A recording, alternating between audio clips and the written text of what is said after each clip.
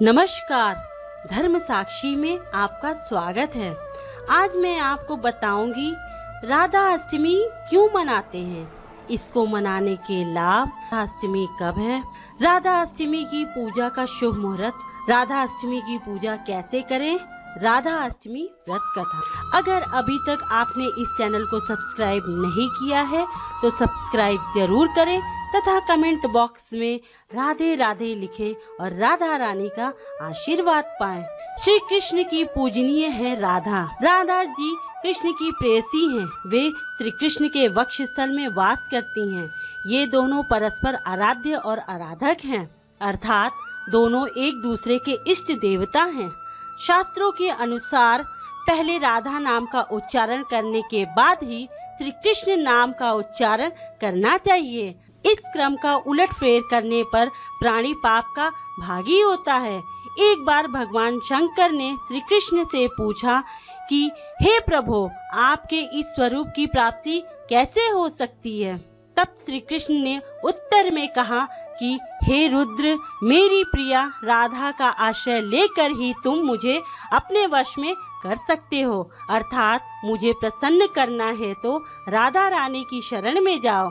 शास्त्रों में राधा रानी की पूजा को अनिवार्य मानते हुए कहा है कि राधा जी की पूजा न की जाए तो भक्त श्री कृष्ण की पूजा का अधिकार भी नहीं रखता और न ही उसकी कृपा का अधिकारी बन पाता है। राधा रस सुधा सिंधु, राधा सौभाग्य मंजरी, राधा ब्रिजांगना मुख्या, राधई व राधते मया।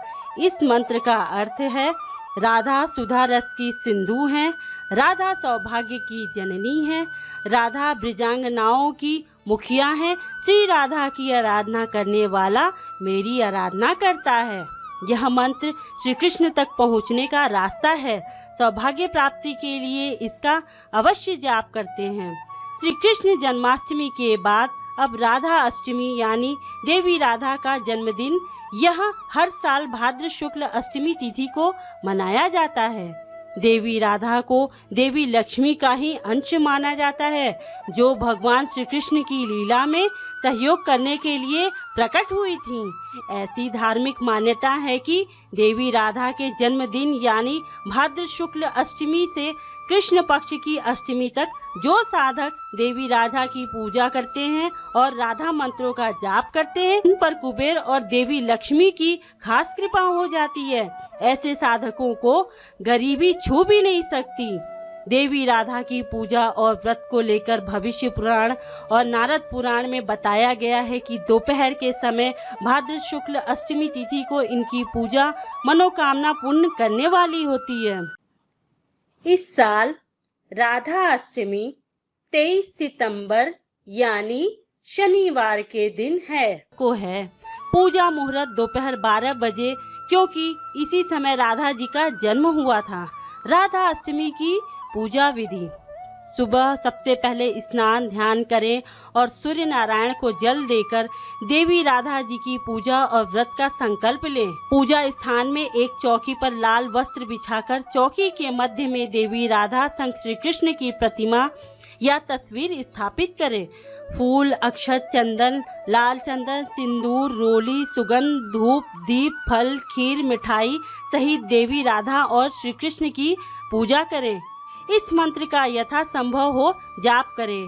वृंदावनेश्वरी राधा कृष्णो वृंदावनेश्वर, जीवनेन धने नित्यम राधा कृष्ण गतिर्मम, अर्थात श्री राधा जी वृंदावन पावन धाम की अधीश्वरी देवी हैं और भगवान श्री कृष्ण इस पावन धाम के देवता हैं। ऐसे परम कल्याण करने वाले श्री राधा जी और भगवान श्री कृष्ण के परम आश्रय में ही मेरे जीवन का प्रत्येक क्षण व्यतीत हो। देवी राधा जी की पूजा दोपहर के समय की जाती है। पूजा के बाद व्रत रखना हो तो एक ही समय भोजन करें। अगले दिन ब्राह्मणों को भोजन कराकर दक्षिणा दें और सुहागन स्त्रियों को सुहाग सामग्री भेंट करें। इसके बाद भोजन करके व्रत पूर्ण करें। राधा अष्टमी व्रत कथा: पुराणों के अनुसार गोलोक में निवास करने वाली राधा जी को एक शाप की वजह से पृथ्वी पर आकर कृष्ण का वियोग सहना पड़ा था। ब्रह्मवैवर्त पुराण के अनुसार एक बार राधा गोलोक से कहीं बाहर गई हुई थी। उस वक्त श्री कृष्ण अपनी विरजा नाम की सखी के साथ विहार कर रहे थे। तभी राधा वहां पर आ गई और विरजा के साथ श्री कृष्ण को देखकर अत्यंत क्रोधित हो गई। आवेश में आकर श्री कृष्ण एवं विरजा को भला बुरा कहने लगी। अपमानित होने से लज्जावश विरजा नदी बनकर बहने लगी।